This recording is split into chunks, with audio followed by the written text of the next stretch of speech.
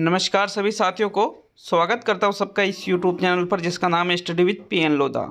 साथियों आज हम हिंदी का गोल्डन पेपर नंबर 14 हल करेंगे और इसके बाद में आपके सुबह 8 बजे आ रहा है मनोविज्ञान का पेपर नंबर 15 जो कि पूर्णतः कक्षा 11वीं की पुस्तक से बनाया गया है और कक्षा 12वीं की पुस्तक भी उनमें इंक्लूड कर दी गई है। तो वो टेस्ट जरूर देखें, पूरे 30 प्रश्नों का है इसके बाद आने वाला टेस्ट, और ये टेस्ट भी पूरे 30 प्रश्नों का है, दोनों लेवल के लिए यहाँ पर है।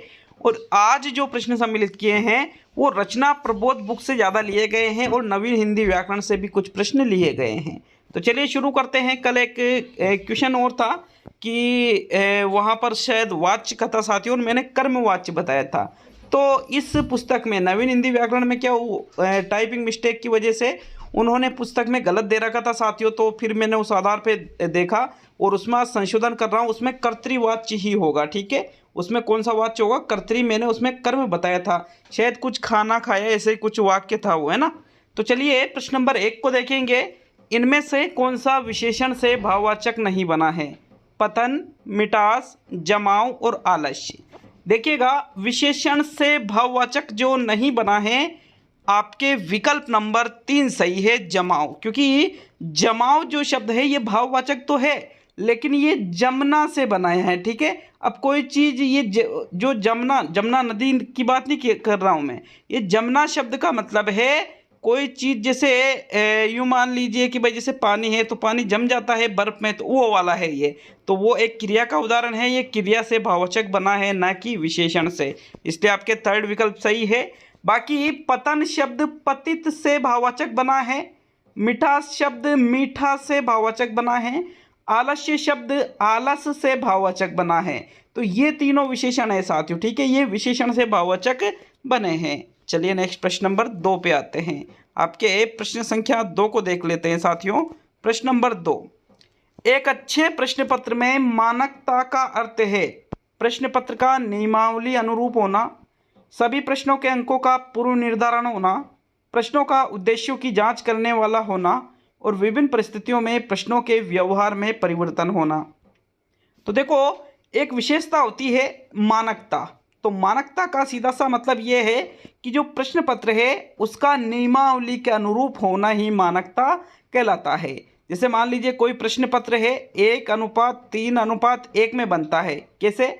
100 क्वेश्चन है तो 20 क्वेश्चन बिल्कुल सरल, 60 क्वेश्चन सामान्य प्रश्न रहेंगे और 20 क्वेश्चन कठिन क्वेश्चन रहेंगे साथियों। तो इस प्रकार ये होती है मानकता। विकल्प नंबर आपका 1 सही है प्रश्न संख्या 2 में। चलिए नेक्स्ट प्रश्न नंबर 3 पे आते हैं। आपके तीसरा क्वेश्चन तो देख लेते हैं। प्रश्न संख्या 3 को, उस विकल्प का चयन कीजिए जिसका वचन परिवर्तन नहीं होगा। भक्त, राह, कलम, जल। तो साथियों जिसका वचन परिवर्तन नहीं होगा वो जो शब्द है वो है आपके जल। जल का जल ही रहता है, जल का जलो, जले, इस प्रकार से कुछ भी परिवर्तन नहीं होता है। बाकी जो और अन्य विकल्प है जैसे कलम है तो कलम का आप कलमे कर सकते हैं। ठीक है, राह का राहें कर सकते हैं, भक्त का भक्त जन भी हो सकता है।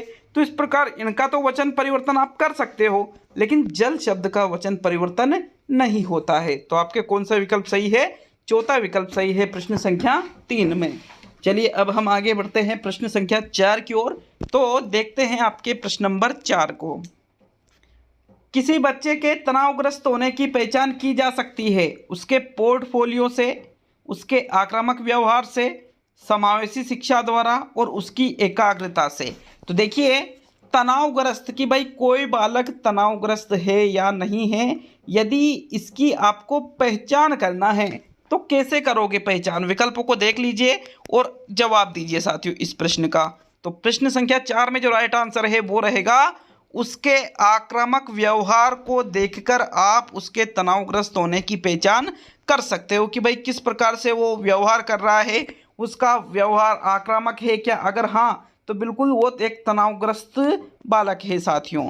पोर्टफोलियो से ये पता नहीं चलता है कि भाई तनावग्रस्त है कि नहीं, समावेशी शिक्षा से भी नहीं, एकाग्रता से तो साथियों बिल्कुल ही पता नहीं चलेगा कि भाई वो तनावग्रस्त है। ओनली आपके सेकंड विकल्प ही प्रश्न नंबर 4 में सही आंसर है। तो चलिए आगे बढ़ेंगे प्रश्न संख्या 5 पर। 5वां क्वेश्चन, काल की दृष्टि से असुमेलित है औरतें गीत गाएंगी सामान्य भविष्यकाल। अब तुमको वहाँ जाना ही होगा आज्ञार्थ भविष्यकाल। राकेश पुस्तक पढ़ता है सामान्य वर्तमान काल। और अविनाश ने गाना गाया पूर्ण भूतकाल। तो यहाँ देखिएगा ये जो चार विकल्प है सभी के सामने कि भाई दे भी रखा है कि इसमें ये काल है ये काल है। अब आपको उस विकल्प का चयन करना है जो कि आपको लगता है कि यार ये गलत है। तो राइट आंसर देख लेते हैं प्रश्न संख्या 5 में कौन सा विकल्प सही है साथियों। चौथा विकल्प आपके बिल्कुल राइट आंसर है। अविनाश ने गाना गाया, अगर वाक्य होता अविनाश ने गाना गाया था तो वो पूर्ण भूतकाल का बन जाता, इसलिए ये एक गलत है, एक गलत विकल्प है ये। तो आपका चौथा जो विकल्प है ये राइट आंसर रहेगा। बाकी राकेश पुस्तक पढ़ता है सामान्य वर्तमान में ही होता है। अब तुमको वहां जाना ही होगा, यहाँ आज्ञा दी जा रही है तो जाना होगा मतलब भविष्य में, तो ये आज्ञार्थ भविष्य में आ गया। औरतें गीत गाएंगी, गाएंगी मतलब भविष्य में गाएंगी, तो यहाँ कोई आज्ञा नहीं दी जा रही है ना संदेह है, तो इसलिए ये सामान्य भविष्य का उदाहरण है। तो नेक्स्ट प्रश्न नंबर 6 पे आते हैं साथियों। आपके प्रश्न नंबर 6, एक बार देखना हजारों बार के सुनने से बेहतर है, यह कथन किसके महत्व को बताता है। पाठ्य सामग्री या सहायक सामग्री के महत्व को, शिक्षण के महत्व को, पाठ्यक्रम के महत्व को, और इनमें से सभी। तो साथियों दीजिए छठे क्वेश्चन का राइट आंसर कौन सा रहेगा, पहला, दूसरा, तीसरा या चौथा विकल्प। तो चलिए देख लेते हैं कि भाई आपका कौन सा आंसर है। विकल्प नंबर 1 बिल्कुल सही है साथियों। पाठ्य सामग्री या सहायक सामग्री का महत्व बता रहा है उपरोक्त जो कथन है, क्योंकि एक बार देखना, देखना का अर्थ क्या है कि भाई अधिकतर जैसे भ्रमण है, जो प्रत्यक्ष वस्तु आप विद्यार्थियों के सामने ला देते हो वो है, हजारों बार सुनने से बेहतर है। तो ये एक प्रसिद्ध चीनी कहावत भी है साथियों ये, जो कि सहायक सामग्रियों के ऊपर आधारित है। विकल्प नंबर आपका 1 सही है प्रश्न नंबर 6 में। नेक्स्ट प्रश्न नंबर 7 पे आते हैं। तो आपके 7वां क्वेश्चन, इनमें से कौन सा भाववाच्य का उदाहरण है। लड़के खो खो खेलकर थक गए, चाय राम के द्वारा पी गई, तुलसीदास में नहीं है, ये ने है, तुलसीदास ने रामचरितमानस की रचना की, और मैं पुस्तक पढ़ता हूँ। तो बताइए इनमें से कौन सा भाववाच्य का उदाहरण है। पहली चीज तो जो भाववाच्य होता है उसमें नेगेटिविटी का भाव होता है, भले कहीं ना कहीं हो साथियों। तो यहाँ पर देखो चाय राम के द्वारा पी गई, ये एक कर्मवाच्य का उदाहरण है। ये किसका उदाहरण है, ये कर्मवाच्य का। मैं पुस्तक पढ़ता हूँ, तो साथियों ये कर्तृवाच्य का उदाहरण है। तुलसीदास ने रामचरितमानस की रचना की, ये भी कर्तृवाच्य का उदाहरण है। लेकिन लड़के खो खो खेलकर थक गए यहाँ नकारात्मकता का भाव है, इसलिए पहले विकल्प में भाववाच्य है साथियों 7वें क्वेश्चन में। नेक्स्ट प्रश्न नंबर 8 पे आते हैं। तो आपके 8वां प्रश्न, श्रवण कौशल को सीखने के चरणों का सही क्रम है। ध्वनि का कानों तक पढ़ना, प्रयोग करना और अर्थग्रहण।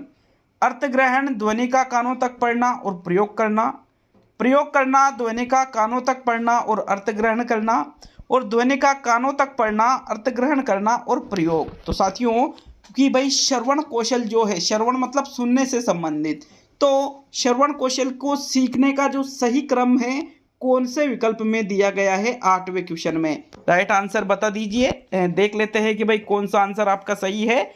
चौथा विकल्प सही है। सबसे पहले हमारे जो कान है वहां तक ध्वनि आती है, मतलब ध्वनि का कानों तक पढ़ना, फिर हम उसका अर्थ ग्रहण करते हैं कि भाई क्या कहा गया है, और फिर हम उसका प्रयोग करते हैं। तो इस प्रकार से श्रवण कौशल का विकास होता है। चौथा विकल्प आपके प्रश्न संख्या 8 में सही है, पहला गलत है साथियों, ठीक, पहला, दूसरा, तीसरा तीनों गलत है। तो नेक्स्ट आते हैं अब हम प्रश्न संख्या 9 पर। 9वां क्वेश्चन, प्रश्न संख्या 9 है, उस विकल्प का चयन कीजिए जो कि संधि की दृष्टि से अशुद्ध है। तपः प्लस चर्या तपश्चर्या, वयः प्लस वृद्ध वयोवृद्ध, आह प्लस छादन आच्छादन, मनः प्लस अविराम मनोविराम। तो बताइए इनमें से कौन सा विकल्प संधि की दृष्टि से आपको गलत लग रहा है। साथियों देखो जो राइट आंसर है वो रहेगा आह प्लस छादन आच्छादन, क्योंकि आच्छादन में विसर्ग संधि नहीं है बल्कि आच्छादन में कौन सी संधि है साथियों? व्यंजन संधि है। तो आ प्लस छादन शब्द बनता है आच्छादन। यहाँ पर विसर्ग गलत लगा हुआ है, ऐसा नहीं होना चाहिए था। तो थर्ड विकल्प आपके 9वें क्वेश्चन में सही है। अब बाकी देखो, वय प्लस वृद्ध वयोवृद्ध ही होता है, विसर्ग संधि का उदाहरण है। तप है प्लस चर्या तपश्चर्या होता है, तपोचर्या गलत होता है। फिर मन है प्लस अविराम, अब इसमें क्या विसर्ग संधि में एक नियम है, चाहे तो जो ऑथेंटिक किताब है वहां पर देख सकते हो कि यदि विसर्ग के पूर्व अ हो, ठीक है, या कोई स्वर हो, तो यहाँ पर विसर्ग के पूर्व अ है मतलब स्वर है, और उसके तुरंत बाद भी अ आ जाए तो अ प्लस अ ओ हो जाता है और शब्द बन जाता है मनोविराम। विकल्प नंबर 4 इसलिए शुद्ध हो जाता है। तो यहाँ शुद्ध तो पूछा ही नहीं था, अशुद्ध पूछा था। थर्ड विकल्प आपके बिल्कुल सही है साथियों। प्रश्न 9 में अगर किसी भी प्रश्न पे डाउट हो तो कमेंट करके हमें बता सकते हो। 10वां क्वेश्चन है, वाचन प्रक्रिया के सोपानों का सही क्रम है अर्थ ग्रहण, प्रयोग और प्रत्यक्षीकरण। ये प्रत्याक्षी नहीं है, ये प्रत्यक्षीकरण है। टाइपिंग में ये हुआ है साथियों। प्रत्यक्षीकरण, अर्थ ग्रहण और प्रयोग, प्रयोग अर्थ ग्रहण और प्रत्यक्षीकरण, और प्रयोग प्रत्यक्षीकरण और अर्थ ग्रहण। तो देखो, वाचन प्रक्रिया के जो सोपान होते हैं उसमें सबसे पहले हम करते हैं प्रत्यक्षीकरण। अब यहाँ पर पहले प्रत्यक्षीकरण तो किसी में भी नहीं दे रखा है, तो इस आधार पे ही हम दूसरे विकल्प को सही कर सकते हैं। फिर उसके बाद में अर्थ ग्रहण किया जाता है और फिर उसके बाद में प्रयोग किया जाता है साथियों। थर्ड विकल्प आपके 10वें क्वेश्चन में सही है। नेक्स्ट देखते हैं प्रश्न नंबर 11 को। तो चलिए आपके 11वां प्रश्न, पक्ष द्वय शब्द में कौन सा समास है? अव्ययीभाव समास है, द्विगु समास है, बहुव्रीहि समास है, या तत्पुरुष समास है? तो 11वें क्वेश्चन में राइट आंसर कौन सा रहेगा साथियों, बताइएगा इसमें सही आंसर। तो देख लीजिए, पक्ष द्वय साथियों, दो पक्षों का समाहार, इसमें द्विगु समास है, बाद में द्वय आ रहा है ना, द्वय मतलब दो, तो साथियों पक्ष मतलब पक्षों का, तो दो पक्षों का समाहार ही पक्ष द्वय कहलाता है। आपके सेकंड विकल्प बिल्कुल सही है प्रश्न नंबर 11 में। नेक्स्ट प्रश्न नंबर 12 पे आएंगे। तो चलिए आपके 12वां क्वेश्चन, विशिष्ट से सामान्य का सिद्धांत विकास के किस स्तर के शिक्षण को ध्यान में रखकर किया जाता है? विश्लेषण विधि, स्वतः शोध विधि, संश्लेषण विधि और आगमन विधि। तो देखो, विशिष्ट से सामान्य की ओर कौन से शिक्षण विधि में चलता है, मतलब यही आपसे पूछा जा रहा है। तो आपके पूर्ण विशिष्ट ज्ञात को उदाहरण द्वारा सरल करना। पूर्ण विशिष्ट, तो साथियों पूर्ण विशिष्ट, विशिष्ट से सामान्य की ओर, तो मतलब ये आगमन विधि का सूत्र है साथियों। चौथा विकल्प आपके 12वें क्वेश्चन में बिल्कुल सही है।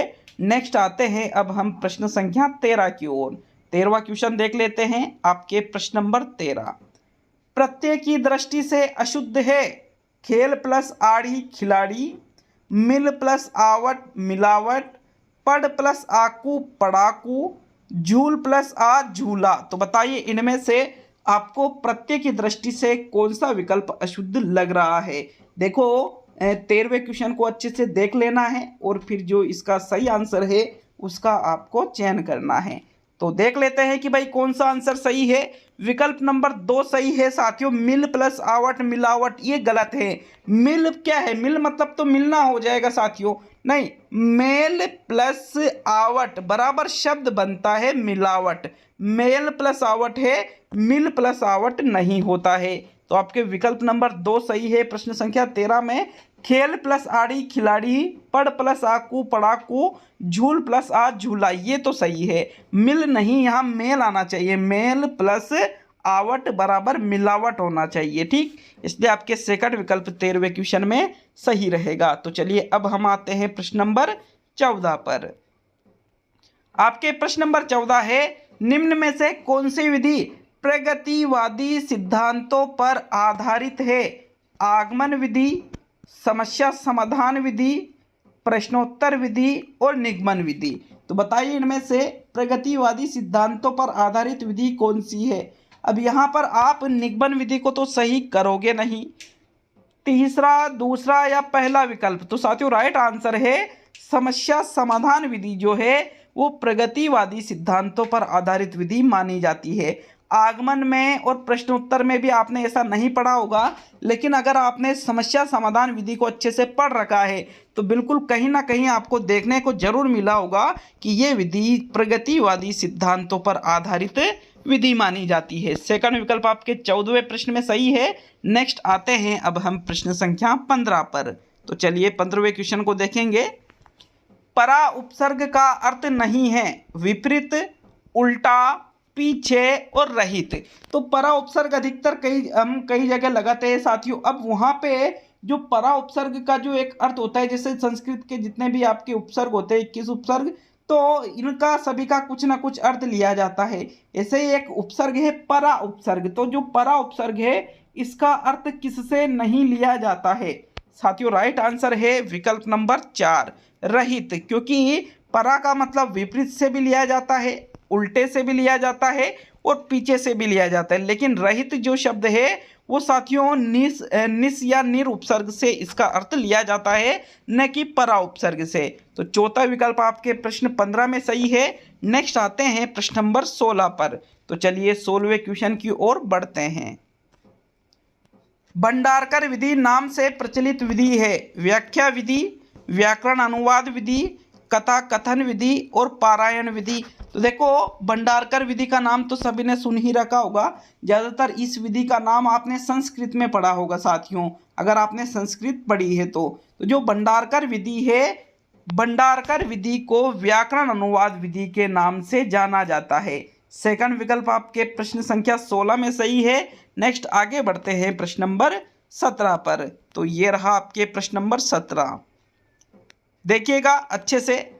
अर्थ की दृष्टि से वाक्य का असुमेलित रूप है शगुन मेरी सहेली है विधानवाचक वाक्य, अनुष्का घर पर नहीं है निषेधात्मक वाक्य, यदि तुम आओ तो मैं चलूं इच्छावाचक वाक्य, हो सकता है कल तक मौसम ठीक हो जाए संभाव्य वाचक वाक्य।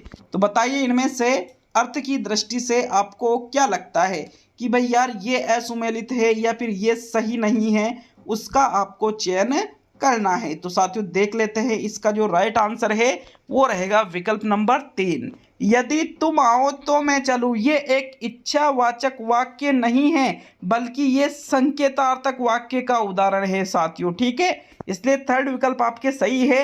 बाकी शगुन मेरी सहेली है एक विधानवाचक वाक्य है, अनुष्का घर पर नहीं है नकारात्मकता का बोध हो रहा है इसलिए निषेधात्मक वाक्य है, हो सकता है कल तक मौसम ठीक हो जाए संभावना व्यक्त की जा रही है तो संभाव्यवाचक वाक्य है। लेकिन थर्ड क्या है? संकेतवाचक, न कि इच्छावाचक। इच्छावाचक में या तो आशीर्वाद दिया जाता है, ठीक है, या कामना की जाती है कि भगवान करे ऐसा हो ये वो ऐसे। तो नेक्स्ट प्रश्न नंबर 18 पे आते हैं। आपके 18वां प्रश्न, छात्रों को समास पढ़ाने में सर्वोत्तम सहायक विधि है अनुवाद विधि, खोज विधि, विश्लेषण विधि और आगमन निगमन विधि। तो देखो यदि आपको समास पढ़ाना है, अब भाई समास किसके अंतर्गत आते हैं? व्याकरण के अंतर्गत आते हैं। और व्याकरण की सर्वश्रेष्ठ विधि कौन सी मानी जाती है? आगमन निगमन विधि सर्वश्रेष्ठ मानी जाती है साथियों। जैसे मान लीजिए बच्चों को आपको समास पढ़ाना है, तो जब हम बच्चों को समास पढ़ाएंगे तो पहले उनको कुछ उदाहरण देंगे, उदाहरणों के माध्यम से उनसे नियम निकलवाएंगे, नियम निकलवाने के बाद में वापस उदाहरणों से उनकी प्रैक्टिस करवाएंगे, तो फिर वो हुई आपके आगमन निगमन विधि। तो चौथा विकल्प आपके प्रश्न 18 में सही है। नेक्स्ट प्रश्न नंबर 19 पे आते हैं। तो ये रहा आपके 19वां क्वेश्चन, सबने आपकी बहुत प्रतीक्षा की पर आप आए नहीं वाक्य है सरल वाक्य, मिश्र वाक्य, संयुक्त वाक्य और इनमें से कोई नहीं। तो बताइए 19वें क्वेश्चन में आपका कौन सा विकल्प सही है? सबने आपकी बहुत प्रतीक्षा की पर आप आए नहीं। तो साथियों यहाँ पर देखिए एक शब्द है पर, ठीक है, पर से ये वाक्य जुड़ रहा है। अब यहाँ पर आप आए नहीं, तो ये दोनों वाक्य जो अलग अलग हो गए हैं पर ने किए हैं, तो ये एक संयुक्त वाक्य का उदाहरण है। फिर किसका उदाहरण है? ये संयुक्त वाक्य का। आपके थर्ड विकल्प जो है प्रश्न नंबर 19 में वो ही आपका सही आंसर रहेगा। तो चलिए आते हैं अब हम प्रश्न संख्या 20 पर। लेकिन वीडियो अच्छा लगे तो वीडियो को एक लाइक जरूर करिएगा और अगर चैनल को सब्सक्राइब नहीं कर रखा है तो साथियों चैनल को सब्सक्राइब करके हमें मोटिवेट जरूर करिएगा साथियों। कार्ड पर लिखे शब्दों को चित्रों के साथ मिलान करने का कार्य किया जाता है वह विधि है साहचर्य विधि, वाचन विधि, कहानी विधि और ध्वनि साम्य विधि। तो देखो हिंदी में अगर आपने शिक्षण विधि अच्छे से पढ़ रखी है तो एक विधि जरूर पढ़ी होगी साहचर्य विधि। साहचर्य विधि किसने दी थी साथियों? मैडम मारिया मोंटेसरी के द्वारा इस विधि का निर्माण किया गया था। अब इसमें क्या होता है कि दो तरह के कार्ड होते हैं। एक कार्डों पे तो नाम लिख दिया जाता है, जैसे यहाँ पर लिख दिया कमल, ठीक है।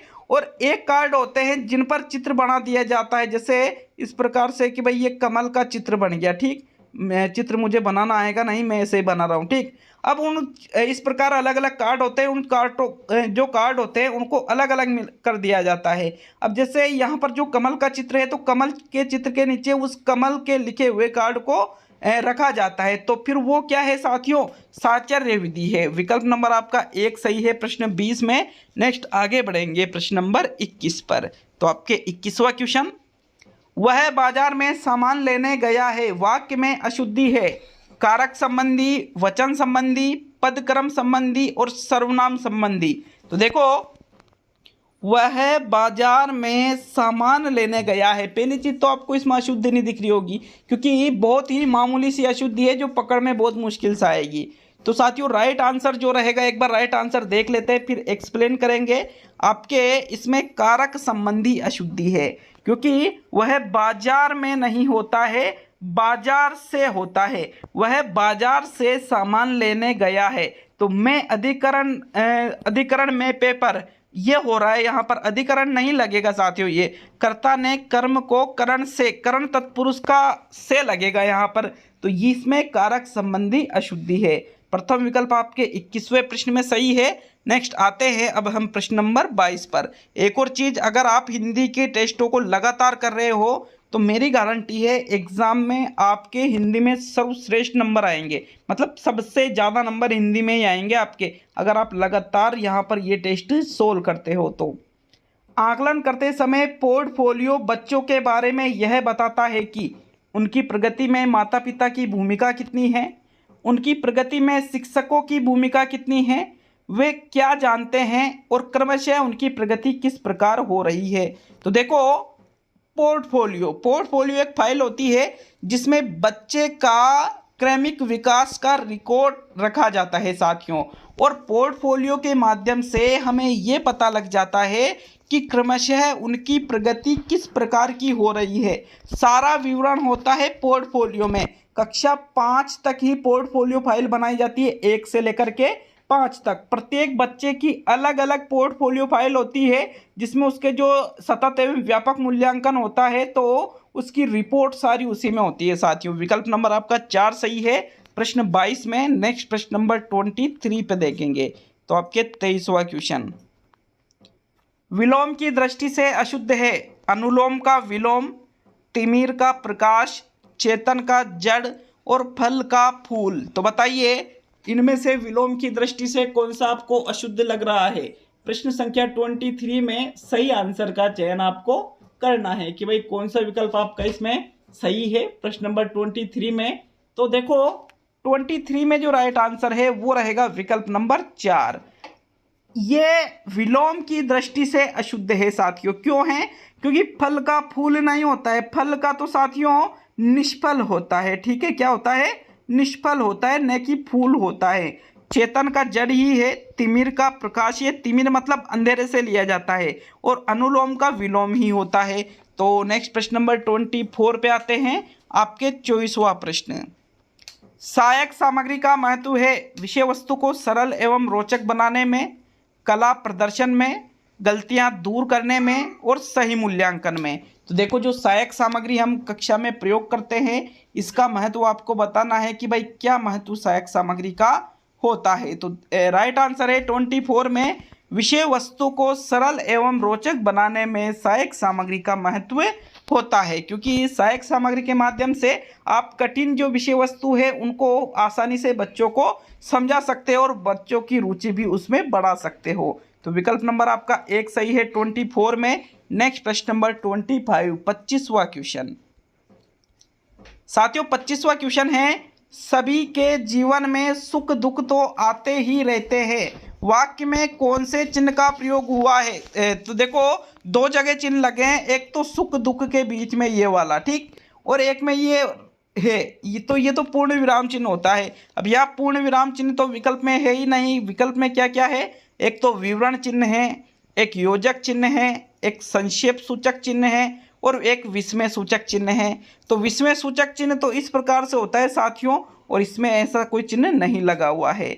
संक्षेप सूचक चिन्ह इस प्रकार से होता है, नहीं विवरण चिन्ह होता है, सॉरी, इस प्रकार से। तो देखो ये जो चिन्ह लगा है सुख और दुख के बीच में, इसको हम योजक चिन्ह कहते हैं। अधिकतर ये जो विलोम शब्द होते हैं, जैसे माता पिता के बीच में लगाया जाता है, सुख दुख के बीच में लग रहा है, तो साथियों इस चिन्ह को हम योजक चिन्ह कहते हैं। विकल्प नंबर आपका जो 2 है वो 25वें पृष्ठ में बिल्कुल सही आंसर है।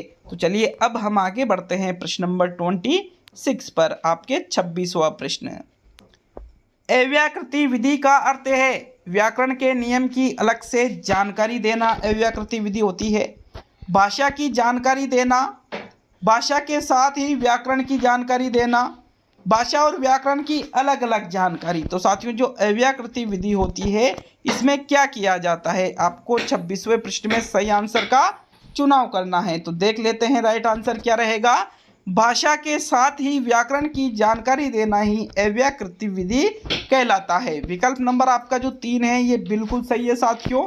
इसमें अलग से व्याकरण के नियमों की जानकारी नहीं दी जाती है। तो चलिए आगे बढ़ते हैं प्रश्न नंबर 27 पर। यहाँ थर्ड विकल्प सही है। आपके प्रश्न नंबर 27, इनमें से अशुद्ध शब्द है अंतर्ध्यान, द्वारका, तदनुकूल और सौजन्य। तो देखो यहाँ पर अशुद्ध शब्द का आपको चयन करना है। 3 शब्द तो आपके शुद्ध है और 1 शब्द आपके अशुद्ध है। तो उस अशुद्ध शब्द को देखिएगा अच्छी तरह से। आपके 27 में जो राइट आंसर है वो रहेगा साथियों विकल्प नंबर 1। अंतर्ध्यान नहीं होता है, अंतः ध्यान होता है। क्या होता है? अंतः ध्यान। अंतर्ध्यान तो गलत है साथियों। विकल्प नंबर आपका 1 अशुद्ध शब्द है। बाकी द्वार का शुद्ध है, द्वारिका अशुद्ध होता है, तदानुकूल शुद्ध है और तदानुकूल अशुद्ध है, सौजन्य शुद्ध है और सौजन्यता अशुद्ध है। ठीक है, प्रथम विकल्प आपके 27 में सही है। नेक्स्ट देखते हैं प्रश्न नंबर 28 को। तो आपके 28वां क्वेश्चन, द्रुत पाठ महत्वपूर्ण होता है सस्वर वाचन में, वर्तनीगत अभ्यास में, मौन वाचन में और उच्चारण अभ्यास में। तो बताइएगा प्रश्न नंबर 28 में कि भाई जो द्रुत पाठ है वो किसमें महत्वपूर्ण माना जाता है या किसमें महत्वपूर्ण होता है? तो साथियों राइट आंसर है आपके मौन वाचन में द्रुत पाठ महत्वपूर्ण होता है। थर्ड विकल्प बिल्कुल सही है। सस्वर वाचन में द्रुत पाठ, वर्तनीगत अभ्यास में द्रुत पाठ और उच्चारण अभ्यास में द्रुत पाठ नहीं किया जाता है। ओनली मौन वाचन में ही ये किया जाता है और साथियों ये सबसे ज़्यादा महत्वपूर्ण भी मौन वाचन में ही होता है। तो थर्ड विकल्प आपके 28 में सही है। नेक्स्ट आगे बढ़ेंगे प्रश्न नंबर 29 पर, जो कि आज का सेकंड लास्ट क्वेश्चन है। इसके बाद अंतिम क्वेश्चन देखेंगे। सिद्धांतहीन अवसरवादी व्यक्ति को दर्शाने वाली लोकोक्ति है। घर का भेदी लंका ढाए, उदो का लेना ने माधो का देना, आंख का अंधा नाम नयन सुख और गंगा गए गंगादास, जमुना गए जमुनादास। तो देखो जो सिद्धांतहीन और अवसरवादी व्यक्ति होता है उसको दर्शाने वाली लोकोक्ति है गंगा गए गंगादास और जमुना गए जमुनादास। फोर्थ विकल्प आपके 29 में सही है। लेकिन अभी तक भी आपने वीडियो को लाइक नहीं किया है तो लाइक कर दीजिए। हमें कमेंट करके जरूर बताएं साथियों कि भाई ये जो 30 प्रश्न हैं ये आपको कैसे लगे और इसमें आपके कितने प्रश्न सही हुए हैं। जिस भी प्रश्न पे आपको डाउट हो तो उसके लिए भी आप हमें जरूर कमेंट करके बताएं। तो नेक्स्ट प्रश्न नंबर 30 देख लेते हैं। और कल जो मैंने आपको कहा था कि भाई एक क्वेश्चन में मिस्टेक हुई थी, वो भी बुक की वजह से, वो कर्तृवाच्य था लेकिन मैंने आपको वहाँ कर्मवाच्य बताया था। तो साथियों उसमें संशोधन कर लीजिएगा। 30वां और अंतिम क्वेश्चन, भाषा अर्जित करने की स्थिति में बच्चे भाषिक नियमों को स्वाभाविक रूप से ग्रहण नहीं करते हैं, कभी कोई त्रुटि नहीं करते हैं, अधिकतर त्रुटियां ही करते हैं और भाषिक नियमों को स्वाभाविक रूप से ग्रहण करते हैं। तो देखो भाषा अर्जित करने की स्थिति में बच्चे, विकल्प नंबर 4 सही है। भाषिक नियमों को स्वाभाविक रूप से वो ग्रहण करते हैं। चौथा विकल्प बिल्कुल सही है, क्योंकि अर्जन करने का मतलब क्या है कि भाई वो जो स्वाभाविक रूप है उनका, उसके अनुसार ही भाषा के नियमों को वो ग्रहण कर लेंगे। विकल्प नंबर 4 बिल्कुल राइट। तो